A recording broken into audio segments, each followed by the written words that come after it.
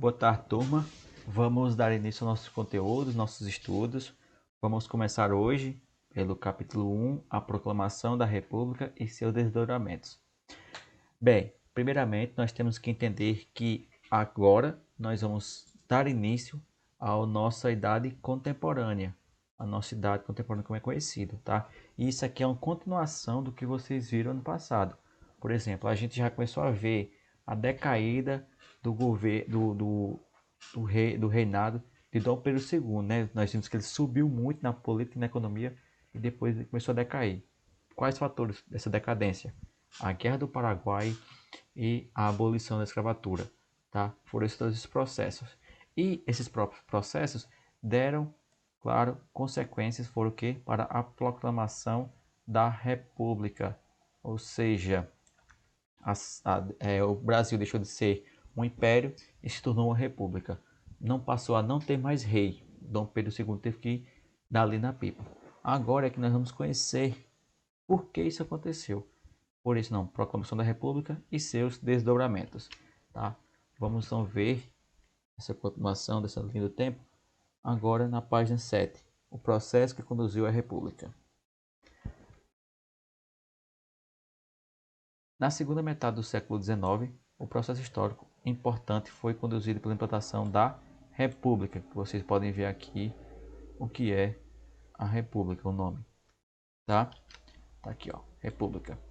No Brasil, a ideia de república não era nova no Brasil. Antes e depois da independência, o território brasileiro foi palco de várias rebeliões republicanas. A exemplo, a cabanagem, que vocês já sabem qual é, a farroupilha, que a gente viu lá no sul, e vimos também, entre outras. Mas a monarquia, o que é monarquia, professor? Vocês podem ver aqui, ó, monarquia, aqui no lateral. Conseguiu reprimir esses movimentos, graças principalmente aos recursos obtidos por exportação do café, que a gente viu que foi bastante importante no segundo reinado. No segundo reinado, os dois únicos partidos, o liberal e o conservador, controlaram o poder, enquanto a imensa maioria da população continuava excluída do direito da cidadania. Continua. Com o objetivo de ampliar o seu espaço na política, o grupo formado por fazendeiros do Oeste Paulista e por profissionais liberais, advogados, médicos, professores, engenheiros e jornalistas, lançaram em 1970 o Manifesto Republicano, que defendia o federalismo e a república. Professor, o que é federalismo? Vocês também podem ver aqui o que é federalismo. Está bem aqui no cantinho. Tá? O manifesto afirmava: somos da América e queremos ser americanos, ou seja, somos favoráveis a que o Brasil adote a república, assim como os demais países da América. Como Estados Unidos, que vocês também já viram, né? Estados Unidos e alguns outros países, como México e tudo mais. 3 anos depois de seu lançamento, foi fundado em Itu, no interior paulista, o Partido Republicano Paulista, o PRP, tá? Depois desse manifesto. Ok? Pulando então para a página 8, o movimento republicano daquela época estava dividido em 3 grupos. Vamos lá, quais são os grupos republicanos? Tem lá. Um deles era liderado pelo jornalista Quintino Bocaiúva, que propunha chegar à república por um via eleitoral, ou seja, as pessoas votar para ter o presidente, né, para ter eleições e tudo mais, que é o que acontece hoje. Um outro grupo, liderado pelo advogado Antônio da Silva Jardim, defendia a passagem da república por meio de um movimento popular, ou seja, um golpe popular, as pessoas chegam lá e dão um pau no Dom Pedro e mandam ele embora. E o terceiro grupo formado em torno do Major Benjamin Constant, importante líder militar que defendia a instalação da república com um governo forte, ou seja, uma ditadura. Defendia o governo, mas fosse um governo rígido, forte e militar, claro. São esses 3 grupos. O de Quintino Bocaiúva, tá? Vemos também o de Benjamin Constant e o do advogado Antônio da Silva Jardim. Esses 3 grupos eram os grupos republicanos que queriam mudar de império para república.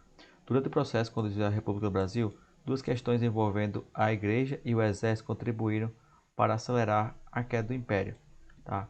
Que ficaram conhecidos como a questão religiosa e a questão militar, que a gente vai ver as duas. Primeiro, a questão religiosa. Com a Constituição de 1824, o Império passou a controlar a Igreja de- por meio do beneplácito e do padroado. O beneplácito era o direito de que o imperador tinha de aprovar ou não as bulas do Papa e em terras brasileiras, ou seja, uma orientação do Papa só entrava em vigor no Brasil se tivesse consentimento do imperador. Vamos lá entender. Tipo assim, o que é esse beneplácito? É tipo assim, o Papa diz, agora os padres irão celebrar a missa de frente para a população, certo? Ou seja, isso só ia acontecer no Brasil se Dom Pedro II deixasse. A igreja não tinha independência aqui no Brasil, a igreja era mandada por ele, tá? E por fim, e por segundo, no caso, o padroado era o direito do imperador tinha de nomear os bispos. Estes, além de serem nomeados, eram também remunerados pelo governo como qualquer outro funcionário público. Ou seja, pagava os bispos e quem escolhia era o próprio imperador. Que não tem lógica isso, né? Quem tem que escolher é o Papa, os padres de votação e tudo mais. Em 1864, o Papa Pio IX proibiu os católicos de fazerem parte da maçonaria. Dom Pedro, porém, não deu seu benefício à bula papal, pois ele mantinha relações estreitas com a maçonaria.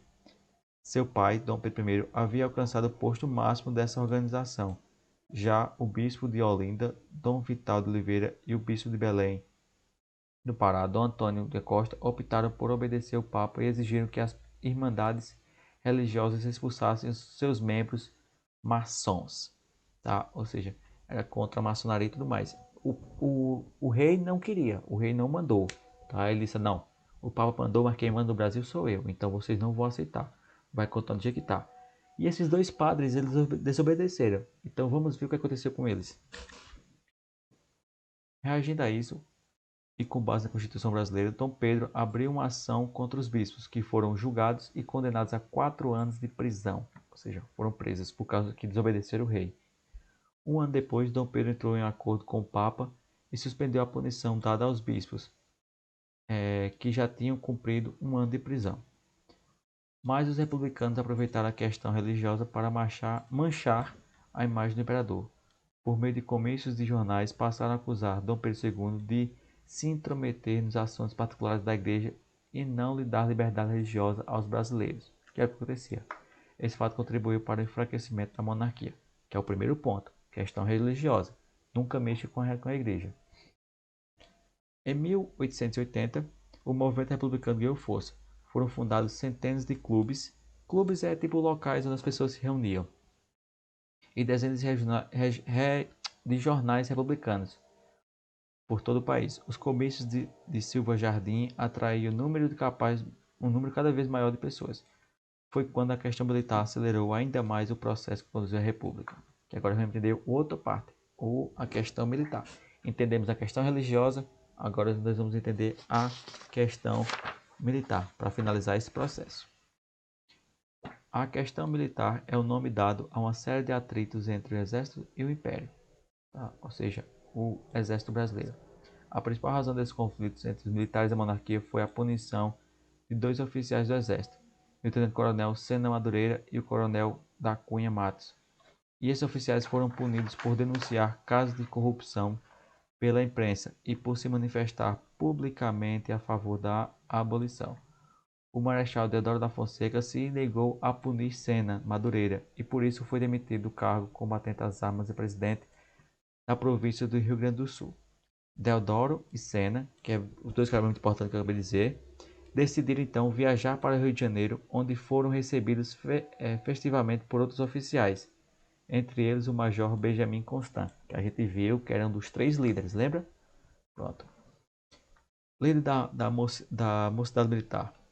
No dia 9 de novembro de 1888, o Major Constant discursou no clube militar pedindo poderes para mudar a situação dos militares e recebeu total apoio da mocidade militar ali presente. Resumindo, ele pediu apoio para tirar o rei do lugar. Ele estava pedindo apoio para caso ele fosse dar um golpe, no caso tirar o rei e mudar o Brasil de império para república, ele precisava de apoio, de ajuda das pessoas, ou seja, dos militares, quem tinha armas. E eles disseram, pode ir lá, nós vamos junto. Se você for, nós vamos atrás. E foi isso que aconteceu, que é o que a gente vai ver aqui na página 10. 11, na verdade. No tópico, a proclamação da República, onde aconteceu esse dia, tá? Foi 6 dias depois desse comício que a gente viu lá de Benjamin Constant. Como foi de Benjamin Constant? É isso mesmo, Benjamin Major Constant, lá no Clube Militar, pedindo apoio para fazer a proclamação. Com a Lei Áurea, que é o que? A libertação dos escravos, a insatisfação com a monarquia aumentou, pois os fazendeiros do Vale do Paraíba e do Nordeste sentiram-se traídos, na verdade, por terem sido obrigados a libertar seus escravos, sem receber nada em troca. Os fazendeiros do Oeste Paulista, por sua vez, tinham ingressado no Partido Republicano Paulista, o PRP, que a gente já viu lá atrás. As camadas médias planejavam maior participação política. Os militares, depois de punidos pelo governo Dom Pedro, tinham se aproximado dos ideais republicanos. Vocês viram, né? A punição, que no caso é a questão militar, que a gente viu, que foi aquela punição lá dos 2 militares, que foi até para o Rio de Janeiro também foi discursar. Nesse clima de grande satisfação social, o Marechal Deodoro da Fonseca encontrou-se com o líder do Partido Republicano, Quintino Bocaiúva, e juntos combinaram a derrubada da monarquia. Foi então que na manhã de 15 de novembro de 1889, que é a proclamação da República, é feriado nacional, 15 de novembro, por causa desse dia, o golpe foi dado. Deodoro da Fonseca e seus soldados demitiram o governo monárquico, pondo fim à monarquia e dando início à República. E no outro dia, dia 16 de novembro de 1898, Dom Pedro, junto com sua família, deu linha na pipa para a França. Fugiram para a França, né, que não podia ficar no Brasil, senão ou eles iam ser presos ou mortos, toda a família. Então, Quintino Bocaiúva e Deodoro da Fonseca resolveram expulsar ele do Brasil. E foi aí então que deram início à República, em um golpe, tá? Mudando de império para república. E isso foi só o processo, tá? Foi muita informação, é claro. Espero que vocês entendam que tudo isso não foi de uma vez, veio em processos. Veio questão militar, veio a questão religiosa, a Guerra do Paraguai, a economia falindo, a libertação dos escravos, ou seja, são várias coisas que vieram a decair na proclamação da República. Beleza? Então, pessoal, qualquer dúvida, vocês falam comigo no WhatsApp, tá? Espero que tenham entendido. Qualquer coisa, vocês podem assistir ela novamente. E até a próxima aula, onde nós vamos continuar o assunto, beleza? Então, valeu!